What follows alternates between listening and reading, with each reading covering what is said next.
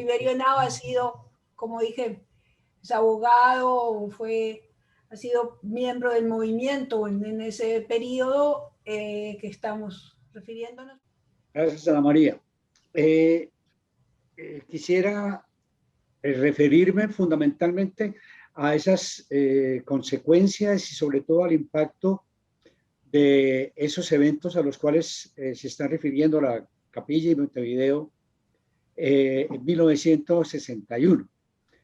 El impacto más importante en mi concepto sobre todo de la Capilla fue el encuentro que se realizó en el año 1962 en Río Negro, Antioquia, Colombia, cerquita de Medellín, exactamente bajo la dirección de Alem Birú. ¿Por qué digo yo que fue realmente la secuencia más importante de la capilla?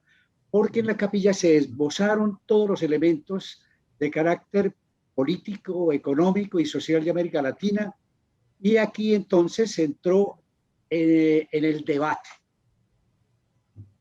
en el análisis crítico de la situación económica, política, social y aún religiosa de América Latina, y creo yo que el distintivo fue exactamente el análisis crítico. Partiendo de,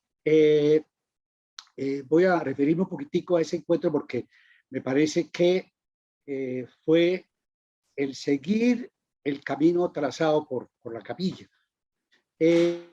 Siguiendo todos los estudios que se habían visto en la capilla, con la CEPAL a bordo, pero fundamentados en los estudios realizados por el equipo de Economía y Humanismo del padre Lebré en toda América Latina. Recuerden que ese equipo se orientó fundamentalmente al tercer mundo, pero con un énfasis en América Latina, y hacía poco realizado un estudio para Colombia. Recuerdo yo que de ahí salió el famoso Pareto del 80-20, porque el análisis crítico se orientaba a las grandes desigualdades en esos tres campos en América Latina. Ese profundo abismo que había con el famoso Pareto, el 80-20, 80% del Producto Interno Bruto usufructuado por el 20% de la población, y el 80% de la población apenas con la posibilidad de arrimarse al 20% del Producto Interno Bruto. El famoso Pareto, también muy analizado y debatido dentro de este encuentro. Y conoce sus estudios del equipo de Economía y Humanismo del Lebré con el plan que había trazado el equipo para Colombia unos años antes. Se realizó este encuentro que se caracterizó, repito, por el debate y el análisis crítico. Por eso fue muy importante esa dirección de Alem Birú, el conferencista principal. Estuvo el padre Camilo Torres. El padre Camilo Torres me reconoció posteriormente que le habían dado realmente, que habían potencializado su pensamiento los encuentros de la Capilla y de Río Negro, que él ahí había fundamentado mucho más su pensamiento y su línea de acción. Recuerdan que era el capellán de la Universidad Nacional de Colombia en esos momentos, Camilo. Fue muy importante su participación, tuvo 2 conferencias. Recuerdo que anecdóticamente recuerdo que amanecimos con Camilo, porque Camilo se madrugaba para Bogotá, y entonces la única forma de aprovecharlo era hablar con él en el transcurso de la noche. Nos acostamos por ahí tipo 4 de la mañana después de hablar con él, y Camilo nos reafirmó el compromiso cristiano en los momentos actuales en las exigencias de los años 60 para América Latina frente a ese abismo de desigualdad que existía. Y otra parte anecdótica de otro conferencista fue Belisario Betancur Cuartas.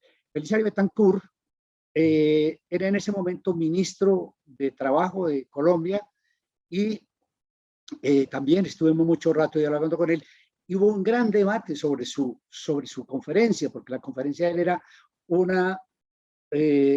un cambio partiendo del aspecto político y se le criticó que él era uno de los grandes representantes del Partido Conservador, que entonces, ¿por qué él permanecía en un partido que era radicalmente distinto a lo que él pregonaba en su conferencia y en sus libros? Y nos dijo lo siguiente, nos dijo, yo quiero ser presidente de Colombia, y yo sé que para poder ser presidente de Colombia debo pertenecer a uno de los dos partidos políticos tradicionales porque yo soy pragmático.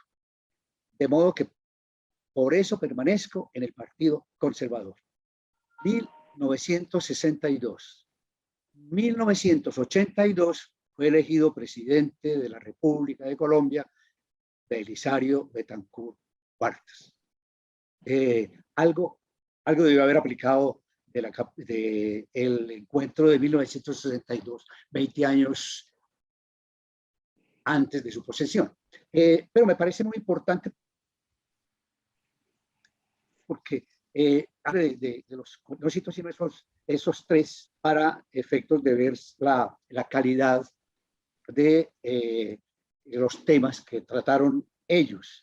Entre los asistentes fueron asistentes de toda América Latina y otras latitudes. Recuerdo también anecdóticamente cómo ya venía en evolución y en ebullición movimientos, por ejemplo, los de Puerto Rico que estuvieron en el encuentro, ya venían militando en el movimiento de independencia de Puerto Rico de Estados Unidos. Y recuerdo los que venían de México, cómo venían haciendo ya un trabajo importante frente a la situación política mexicana del partido único, del PRI. Y fue como el punto de partida para lo que hicieron posteriormente estos movimientos en México. Eso desde el punto de vista anecdótico. Ya les decía que la mecánica fue de debates muy fuertes y de análisis crítico. Pero la gran conclusión de ese encuentro de Río Negro fue el compromiso de los cristianos con el cambio en América Latina. A tal punto que al final hubo un acta final en donde prácticamente todos reafirmaban el ver la manera cómo podían en la práctica realizar o meterse en caminos de cambio en América Latina. La recomendación fundamental es métanse en la política. Si no entran en la política, no tienen posibilidad de hacer cambios. Trascendiendo la política partidista, las políticas partidistas, entren a la política como un medio realmente de hacer ese cambio. Ahorita me refiero, Rodrigo, un poquitico a algunos participantes que tienen, pero en ese punto me parece fue muy importante esto porque veníamos ya influenciados por Caldera en Venezuela y por Frei en Chile. Por Frei en Chile, que ya yo les comenté en el discurso, habló de estas memorias del encuentro de Río Negro. Después tuve oportunidad de estar en Chile por 1968. Tuve oportunidad de hablar con el presidente en Viña del Mar y recordaba perfectamente todo, no sé por qué medios le llegaban, pero de todas maneras, recordaba perfectamente las memorias de la capilla y recordaba perfectamente las memorias del encuentro de Río Negro.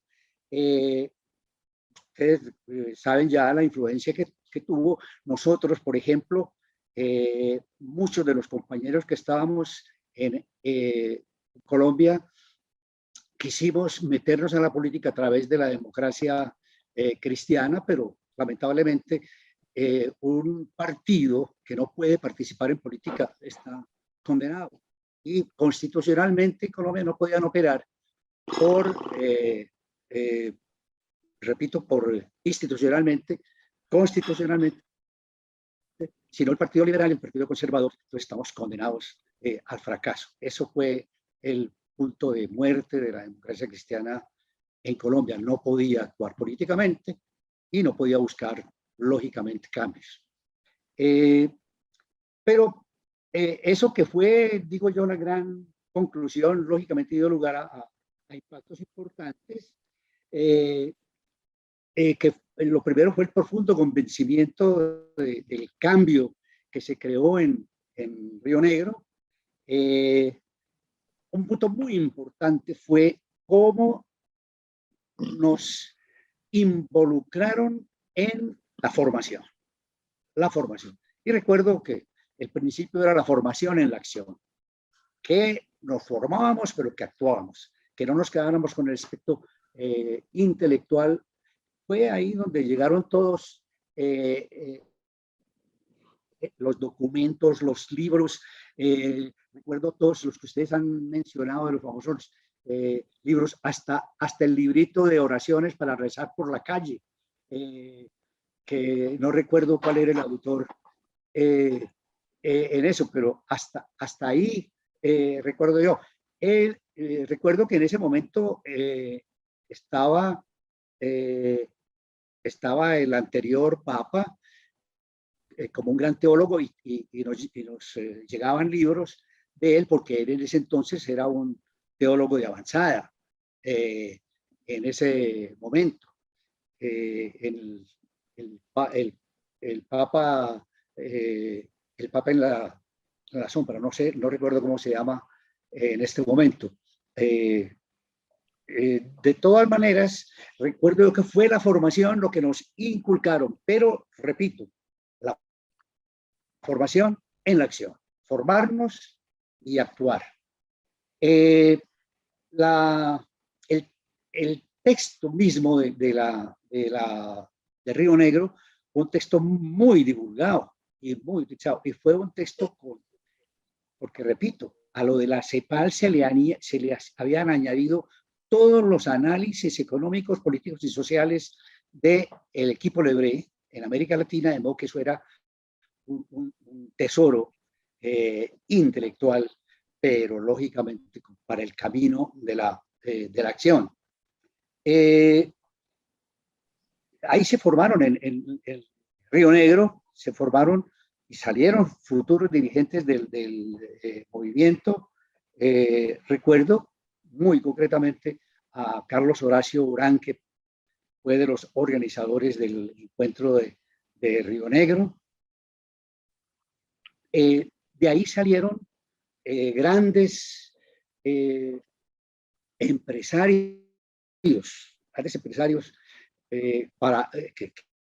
que hicieron memoria en Colombia, como fue Álvaro Uribe Moreno, pero que también tuvo una influencia de arte política. En la participación política tuvimos ya luego el ejemplo de Rodrigo Guerrero, que se metió en la política y en los distintos campos adicionales, en la parte social con la Fundación Carvajal, en la parte religiosa con la intervención en movimientos en Cali, etcétera. Y llegó a la cúspide con sus alcaldías en 2 oportunidades, y creo yo que otra consecuencia muy importante de Río Negro fue llevar toda esta problemática a la universidad. Se dio entonces en 1963 un encuentro en México para América Latina, México y el Caribe, sobre la responsabilidad de la universidad en, en América Latina. Y lógicamente que ahí nos metió, a los universitarios nos metió realmente en la acción práctica para el cambio en América Latina. En 1978 tuve el privilegio de convocar a mis antiguos compañeros de equipos universitarios de Colombia, así se llamaba en Colombia, Parromana Miec, equipos universitarios de Colombia. Entonces, convoqué, tuve una gran respuesta de parte de los compañeros e integramos el equipo, así se llama, con todos los que pudimos realmente reclutar, y todavía seguimos sosteniendo el equipo como un punto de animación de nuestros principios cristianos, y todo lo que realmente nos quedó como herencia de esos encuentros y sobre todo de todo el movimiento. Terminamos en 1965, terminamos nosotros más o menos por esos lados las distintas carreras. Esta fue el medio de darle continuidad a partir del 78. Recuerden ustedes, terminamos en el 65 y en el 78 fue la convocatoria, pero es muy importante esto, lo que dice Ana María, es cierto, esto nos sigue permitiendo animar ese espíritu que nosotros alcanzamos con Parromana Miec. Participamos en todos los movimientos juveniles. Uno de los elementos esenciales fue con la participación en los movimientos universitarios. Nos metimos en cuanta huelga había. Inclusive nosotros mismos incitamos huelgas para cambios en la universidad. Pacho Yepes me recordaba el gran movimiento de batas blancas de los médicos de la Universidad de Antioquia para propiciar un cambio, no recuerdo cuál fue en la universidad, él nos dirá ahora, pero todo eso derivó de el espíritu práctico que nos había. Un aspecto anecdótico. En la Facultad de Derecho, nosotros, los que estuvimos en el encuentro de Río Negro, tomamos la decisión de penetrar directamente en la facultad. Y efectivamente lo hicimos con muy buen éxito. Estuvimos manejando el consejo estudiantil y tuvimos un gran diálogo con los marxistas de la universidad. Era un grupo intelectualmente muy preparado y ellos nos respetaban enormemente, pero pudimos mostrar cómo nosotros éramos más revolucionarios que ellos, porque ya veníamos aplicando esos principios que eran preconcilio, era preconcilio realmente, y ya nosotros estábamos como encaminados en algunas de las ideas posteriores del concilio. Eso me parece muy importante resaltarlo porque hubo una penetración muy grande a nivel de la universidad. Creo que hubo una gran influencia en Camilo Torres con esos encuentros. El encuentro de Río Negro lo impactó muchísimo. Un lamento mío sí, que tengo que expresar. Yo creo que Camilo se fue para la guerrilla porque lo dejamos solo. La jerarquía lo atacó, la jerarquía lo aisló, y los únicos que realmente le brindaron la mano en ese momento a Camilo, claro que para instrumentalizarlo, fueron los marxistas, y él viéndose abandonado y únicamente viendo quién le podía apoyar sus ideas de cambio, pero eso no pasa de ser una tristeza y un lamento. Yo tuve oportunidad de hablar con Camilo después de estos encuentros y ya él se quejaba de cómo estaba de solo. Creo que los cristianos no le dimos el apoyo que le debimos haber dado en ese momento a Camilo. Y finalmente quiero resaltar un impacto muy grande de estos eventos, fundamentalmente del evento de Río Negro, en un testimonio vital que se derivó del espíritu nacido de estos eventos, fundamentalmente de Río Negro. Carlos Horacio Orán. Carlos Horacio Orán, el esposo de Ana María, pregonó sus ideas de cambio en la universidad. Lo expulsaron de la universidad exactamente porque llevó a la práctica ese pensamiento en una de las huelgas y continuó. A pesar de las dificultades, a pesar de los dolores y de las desdichas que realmente tuvo, Carlos Horacio siempre fue fiel a ese pensamiento de cambio, a esa percepción del abismo profundo en Colombia, en América Latina, que venimos hablando, y así murió. Por esas mismas ideas murió asesinado en el en el problema del Palacio de Justicia, y creo yo que Carlos Horacio se convierte en el gran testimonio de fe, de compromiso, de lo que nos dieron, lo que nos entregaron, de lo que aprendimos y de lo que realmente vivimos en el movimiento en esos años en que nos correspondió vivirlo.